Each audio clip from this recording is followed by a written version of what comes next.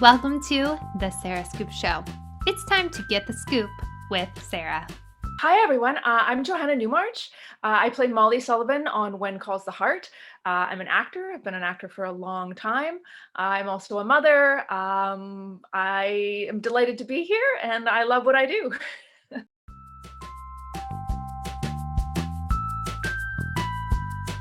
Yeah, it's been really, really great. As you know, we have a new showrunner, John Tinker, this season, and he felt the same way. He was like, "Look, we've got these fantastic supporting characters. Let's give them a chance to know more about them." And so, yeah, that was obviously delightful. I've our characters have had wonderful moments all throughout the years. Obviously, the first season, the storyline with my daughter was very touching.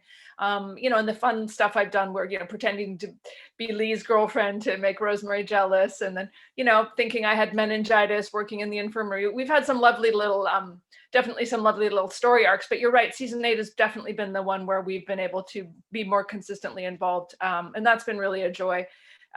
John Tinker has brought some fun new sort of ideas and vision to the show. And it was really, obviously in this year, especially because of the challenges that we've all faced globally. Yeah, it was a very special time to be able to come together. And, we've always been an amazing team, but I felt like we really, really even came together even more strongly this year to really make this happen in a safe way. Yeah, it was very inspiring.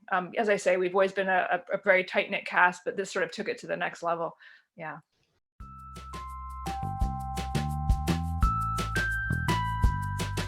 Oh yeah, it was really delightful because the show has this wonderful mix of a very poignant drama, heartfelt drama, dramatic drama, and then lovely comedic moments and everything in between. So when I was able to see that Molly was going to have sort of some of those lighthearted moments, and the flirting, especially with Jack, is obviously a delight. And it's been so rewarding to see how well that the fans have responded to that.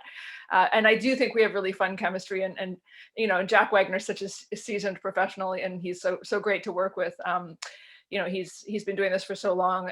It's pretty effortless for him, and so yeah, we don't really overthink it too much. It's great dialogue. You just sort of just show up and you have fun with it, and it kind of just comes to life. It's really, really been fun. There's been some of those. I mean, and I really have to give a shout out to the writers. Elizabeth and Derek Thompson, and our showrunner John Tinker. Some of those one-liners that they've given Molly this season have been really great. So yeah, it's been a real joy.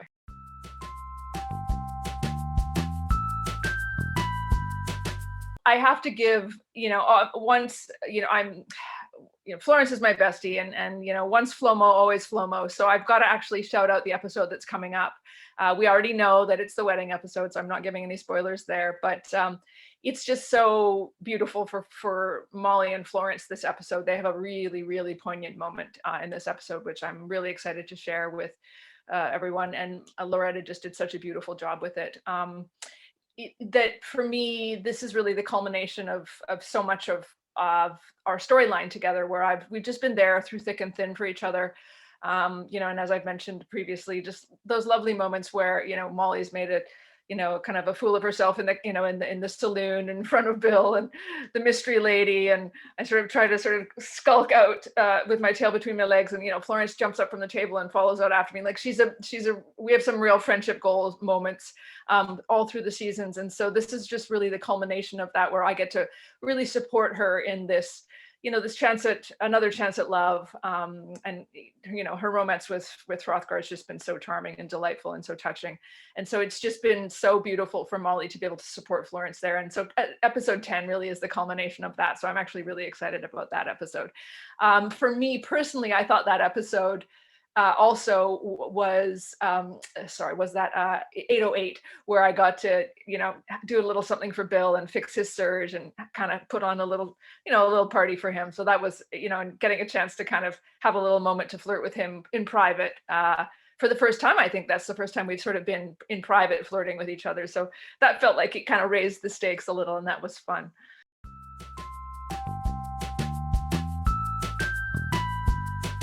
Oh gosh, what was my favorite memory? That's a great question. Oh goodness.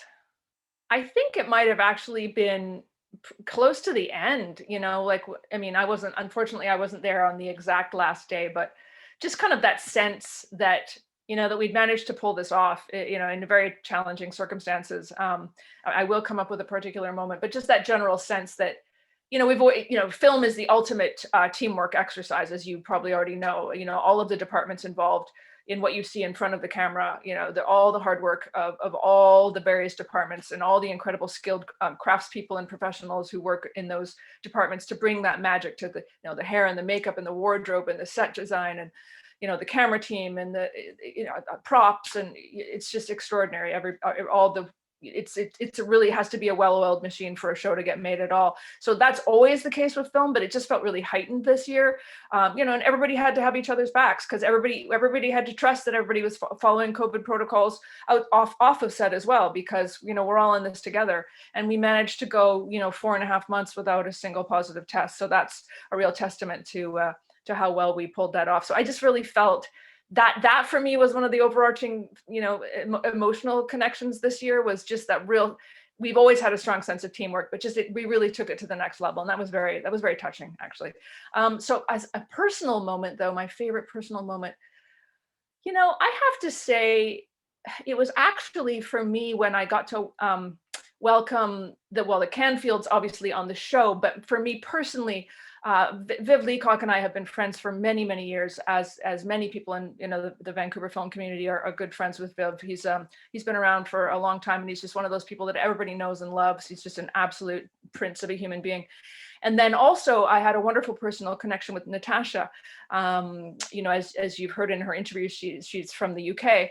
And I actually had the wonderful chance to work with her on her very first job that she landed when she moved to Vancouver.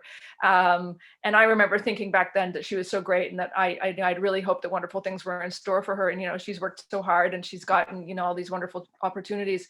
And so it just felt really wonderful for me to, when I came out of my trailer one day and there was Viv and there was Natasha, and it was just like, here we are, guys, isn't this fantastic? It was, it was just very special, to welcome a Black family onto the show was very special, but just also who these people are to me personally, it just had that extra sense of poignancy and sweetness. So, yeah.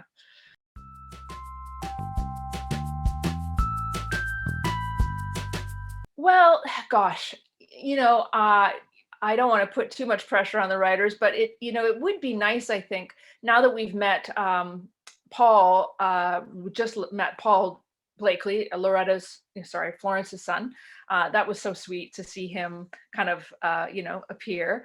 And he's such a lovely young man and such a sweet character. So hopefully we'll see a little bit more of him on the show. And it made me sort of wonder if maybe there would be some opportunity for Rosaline, who was Molly's, daughter from season 1.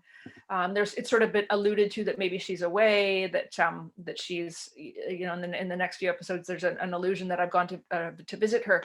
And so I was hoping that maybe there might be an opportunity for Molly to have some sort of some sort of little storyline or a little arc with her daughter, which would be lovely. Because my daughter Rosaline, played by an actress named Mamie, has blossomed into just an absolutely beautiful and wonderful young woman who's a very fine actress and actually a very talented singer-songwriter. So it would be really great to have her back on. Yeah, I think for Molly, she's really enjoying her work at the infirmary. So it'll be interesting to see where that goes. It's kind of, no one really knows what's going to be happening with the infirmary in general, just given the complexities, between Carson and Faith. So I'm not playing coy here. I actually don't know what's going to happen with that. So, obviously employment is important, given that Molly's a single woman, maybe not for long, but she's still, got to make some money to support herself. So yeah, it's always, the work side, the romance side, the family side, those are kind of the key factors. And, and we've always got this wonderful friendship between Florence and Molly. And maybe it would be fun to sort of see Molly's friendships deepen with some of the other female characters. I would be really great if Minnie and Molly could have a storyline, for example, or I don't know. I think it would be nice for some of those friendships to be explored a little more.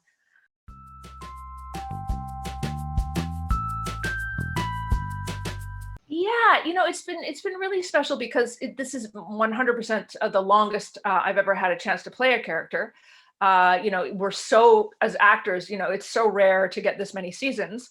And and the opportunity to be playing the same character for 8 years, hopefully 9, is as a gift, as you say. So the fun thing for me is that with all the different writers and all the different sort of creative input we've had over the years, I really have been able to discover and play with lots of facets of Molly, from the bereaved widow off season 1, to all the struggles with the court case in season 2, and then had a little bit more fun, lighten it up a bit with flirting with Lee, and then the sort of the faithful side of Molly, and then the trials and tribulations with trying to manage Florence's little sort of uppity moments where Molly's sort of the diplomat and the soother. It's actually been really fun because the writers have actually given Molly's never just been one note. She's always been afforded a pretty wide range of expression, which is really great because characters can get sort of pigeonholed on certain shows into only being one way, but they've given Molly real opportunities for depth, as well as real lighthearted moments, and I'm really grateful for that. As you know, this year has been really fun to have sort of more playful stuff. I do really relish as an actor a chance to do sort of some of those more comedic beats, but I do love the drama as well. So yeah, I have to thank the creative forces for all the wonderful stuff they've given me to play with. So that's it for me personally, but in the bigger arc of being on the show, to be afforded the opportunity to show up year after year and work with the same core cast, it's very special. I know a lot of the cast have already spoken about this, but it really is sort of like coming back home to your family. We all get along so well, and they're all such wonderful people that it's a gift. It's just one of those gifts that just keeps on giving. It's been one of the great joys of my life to go back every season to that beautiful, charming town and that beautiful part of BC and hang out with wonderful people and tell stories that mean something to people. It's been such a joy.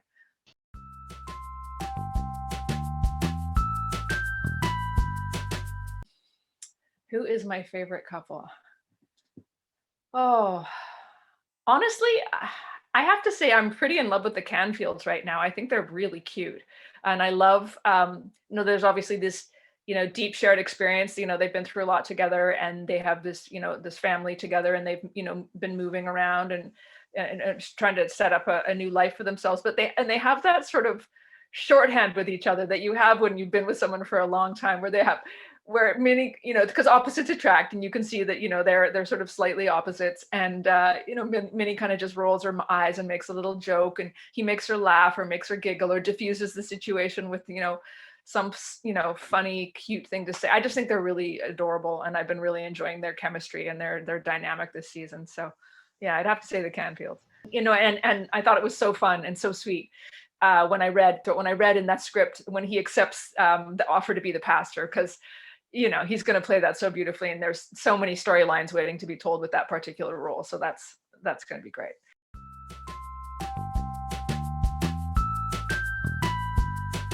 It is tricky, and I'm going to be so boring with the answer. I mean, I will get there eventually, but the problem is, I'm sure you've been on this roller coaster ride as a viewer, that they're both appealing for so many different reasons, and easy on the eyes, let's be honest. And it changes from episode to episode. One episode you're like, oh, I don't know, there's that great thing about him, and then the other episode you're like, oh, I don't know. Like there's, I know there are very set teams, but also I think there's people who are kind of like undecided voters. It's a challenge. It really is. I did say that, as a woman of a certain age, you come to appreciate, grand gestures are always wonderful, but you do appreciate some consistency, at a certain point in your life, and she's got a child, and you'd like to know that someone is steadfast and is going to be there, all the time through thick or thin. And I do think that Lucas has been more unwavering, but we all have come to understand through that very powerful final scene of episode 808 why Nathan has had all these unresolved, feelings and complexities in his relationship with Elizabeth. So I think maybe the viewers that were a little bit more Team Lucas and a little more suspicious of Nathan, I think, you'd have to be made of stone for your heart to not have softened with your understanding of what he's going through there. So I think it's, I don't know, man, choosing is really, really hard. As I say, I change from episode to episode. Ooh, I'd have, last time I was asked this question a few weeks ago, I was team Lucas, and I feel like right now I'm team Nathan. But ask me in a week and I'll probably change my mind again. Uh,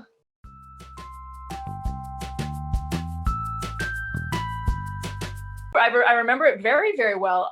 It was a wonderful audition. As you can imagine, the audition process is very stressful for actors, and they're not always wonderful. Unfortunately, sometimes the people in the room are distracted, or I don't know, having a bad day, and they can be a bit brusque or rude. But I granted, a lot of them are very pleasant, but what I'm trying to imply is that there can be a huge range of experiences in the audition room, from very supportive and wonderful to quite stressful and cold.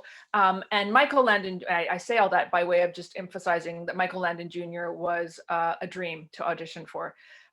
He's so invested, so empathic, and as a child of an actor himself, I think he really has empathy for how challenging it is to be an actor.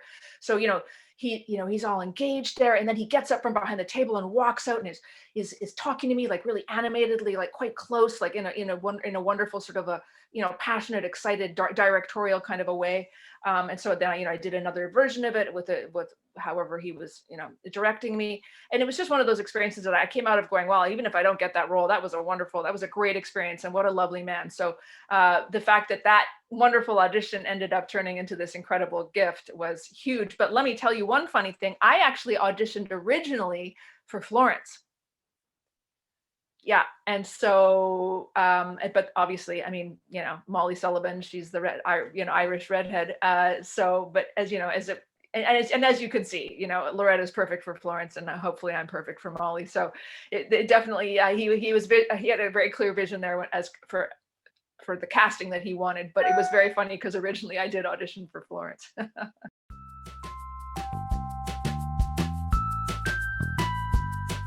Unfortunately, I've got a few pokers in the fires, but nothing. It's been a strange year for our industry.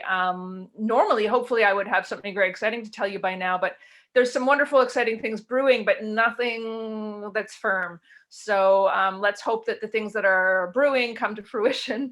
I think a lot of, just with all the variants that are kind of flying around, we're in a race against those to try and get people, vaccinated so that we can shoot safely again. The film industry is still going along, but unfortunately in Vancouver, there's some instances of, I'm not specifically the film industry, but I know of a lot of people who are doing everything right, wearing masks and staying socially distanced, and still those variants are very contagious. So there's been some outbreaks. Canada's not doing as well as it previously had been, because the variants are here, unfortunately, and it's a race against time to get people vaccinated. So yeah, unfortunately, we're in a little bit of a challenging transition time. I feel like give it 2 months, and we'll have enough people vaccinated that the tide will start to turn. But it's hard for the film industry to kind of, know exactly which direction it's going to pivot. So unfortunately, things are a little bit on hold right now, but hopefully I'll have some very good news for you in a couple months. So Thank you for watching The Sarah Scoop Show. Head to sarahscoop.com for more.